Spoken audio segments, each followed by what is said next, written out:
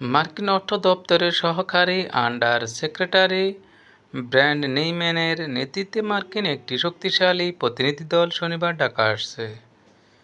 এই দলে থাকছেন মার্কিন যুক্তরাষ্ট্রের দপ্তরে দক্ষিণ ও মধ্য এশিয়ার বিষয়ক অ্যাসিস্ট্যান্ট সেক্রেটারি ডোনাল্ড লো।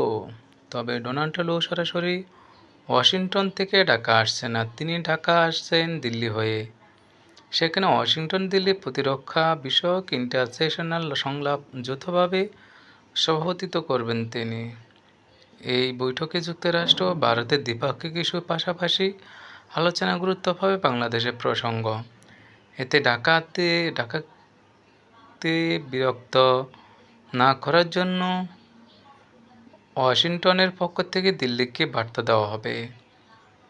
এই রিপোর্টে দাবি করা হয়েছে, ঢাকা, দিল্লি এবং ওয়াশিংটনের উচ্চ পর্যায়ে কূটনৈতিক সূত্রগুলো জানায়, ঢাকা 5ই আগস্ট রাজনৈতিক পট পরিবর্তনের পর বাংলাদেশের সঙ্গে সম্পর্ক জোরদার গুরুত্ব দিয়েছে যুক্তরাষ্ট্র।